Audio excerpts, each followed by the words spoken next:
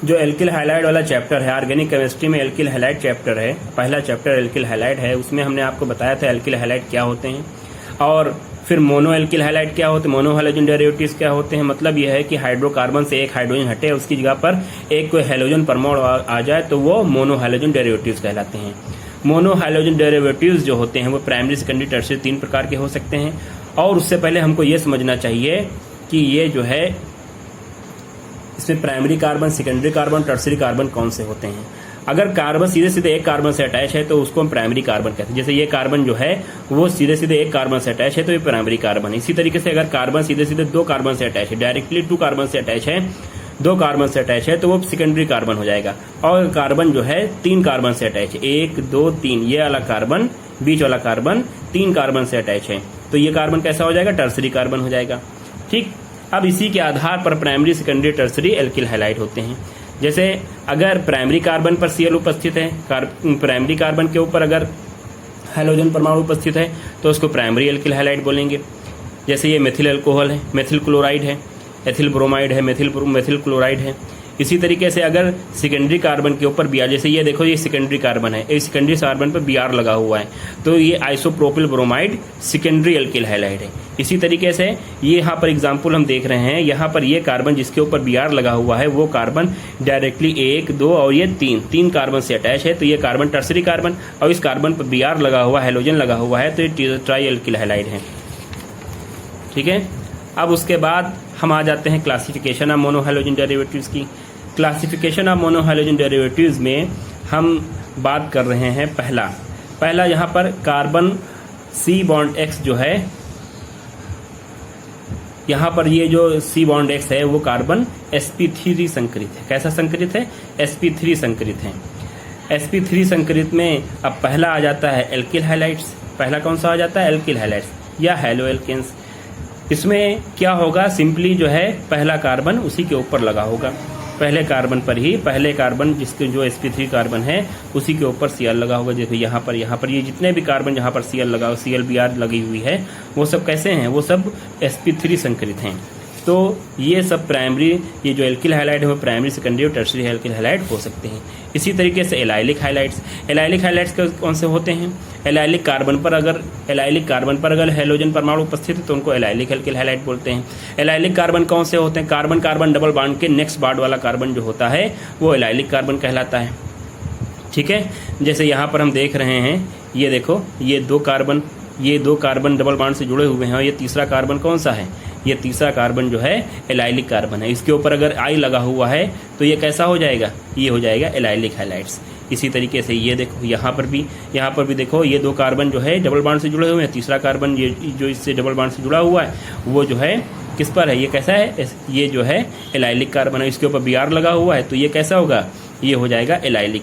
इसी तरीके से ये भी, इसी तरीके से बेंजाइलिक हाइलाइट्स हो जाते हैं। बेंजाइलिक हाइलाइट्स में बेंजीन रिंग से जो कार्बन जुड़ा होगा उसके ऊपर हैलोजन परमाणु उपस्थित होंगे। अब इसी तरीके से हम देख रहे हैं कि दूसरा टाइप हो जाएगा जहां पर C बॉन्ड X, ये जो कार्बन है, कार्बन जिसके ऊपर हैलोजन परमाणु लिखा होगा वो कैसा होगा, sp2 संकरित होगा। तो जिसमें जितने भी एरिल हाइलाइट्स होंगे बेंजीन रिंग से डायरेक्ट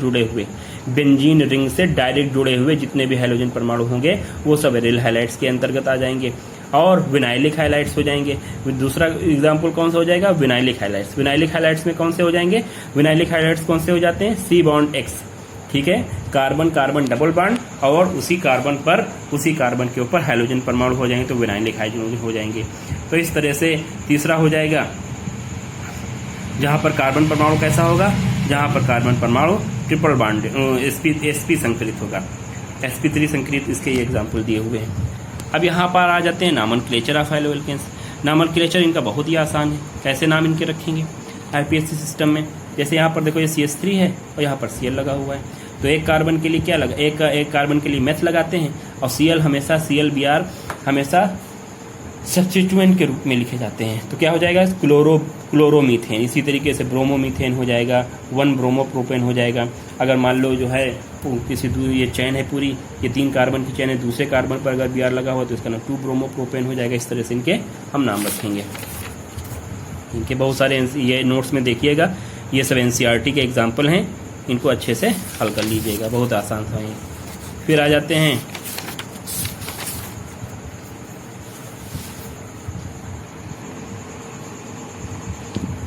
आ जाते हैं हम सी बॉन्ड एक्स की प्रकृति, nature of C bond X. C bond X की प्रकृति क्या है? हम जानते हैं कार्बन और हैलोजन के बीच में जो बॉन्ड होता है, कार्बन की विद्युत ऋणात्मकता कम होती है हैलोजन से, हैलोजन की विद्युत ऋणात्मकता ज़्यादा होती है। तो विद्युत ऋणात्मकता जब ज़्यादा होती है तो कार्बन और एक्स के बीच में, कार्बन ये एक्स क्या है? हैलोजन। कार्बन और एक्स के बीच में, हैलोजन के बीच में जो ये डबल बॉन्ड, ये जो लोन पेयर ऑफ इलेक्ट्रॉन है, सॉरी, ये जो कार्बन और एक्स के बीच में ये साझे का इलेक्ट्रॉन युग्म है, एक्स की विद्युत ऋणात्मकता अधिक होने की वजह से ये इलेक्ट्रॉन पेयर जो है एक्स की तरफ, यानी कि हैलोजन परमाणु की तरफ विस्थापित हो जाता है। इस वजह से इसके ऊपर आंशिक रूप से ऋणात्मक आवेश आ जाता है और इसके ऊपर आंशिक रूप से धनात्मक आवेश आ जाता है और बॉन्ड पोलराइज्ड हो जाता है। कैसा हो जाता है? बॉन्ड पोलराइज्ड हो जाता है, बॉन्ड ध्रुवित हो जाता है। अब वर्ग 17 में ऊपर से नीचे की ओर जब हम जाते हैं तो क्या होता है? हैलोजन परमाणु का आकार बढ़ता है। फ्लोरीन से जब हम आयोडीन की तरफ बढ़ते हैं तो परमाणु का आकार बढ़ता है। अतः फ्लोरीन परमाणु का आकार सबसे छोटा होता है और किसी भी आवर्त में, किसी भी वर्ग में हम जब ऊपर से नीचे जाते हैं तो परमाणु का आकार बढ़ता है। तो फ्लोरीन से आयोडीन की तरफ हम बढ़ेंगे तो परमाणु का आकार बढ़ेगा। इसीलिए कार्बन हैलोजन जो बंध की लंबाई है वो CF से बढ़ती जाती है। और यह देखो बंध लंबाई का क्रम क्या है? CF में, फिर Cl, CBr, Ci, इसमें 139 है, इसमें कितने हैं? 214 पिकोमीटर। अब यहाँ पर हम बात कर रहे हैं बंध लंबाई जितनी अधिक होगी बंध वियोजन ऊर्जा उतनी ही कम होगी। बंध लंबाई जितनी ज़्यादा होती है उसको तोड़ने के लिए हमको उतनी ही कम ऊर्जा देनी पड़ती है। तो ये बंध वियोजन ऊर्जा देखो यहाँ पर कितनी है? 234 और यहाँ पर कितनी होगी? 452। इसी वजह से जो रिएक्टिविटी है वो सबसे ज़्यादा किसकी होगी? आयोडीन वाले की। ठीक है, Ri की रिएक्टिविटी सबसे ज़्यादा होगी, इसकी विक्रियाशीलता सबसे ज़्यादा होगी क्योंकि इसकी बंध वियोजन ऊर्जा कम होगी, इसको तोड़ने के लिए हमको कम ऊर्जा देनी पड़ेगी। और यहाँ पर Rf जो है उसकी बंध वियोजन ऊर्जा सबसे ज़्यादा होगी, Rf की बंध वियोजन ऊर्जा सबसे ज़्यादा होगी, इस वजह से इसको तोड़ने के लिए हमको ज़्यादा ऊर्जा देनी पड़ेगी। तो रिएक्टिविटी का ऑर्डर ये है।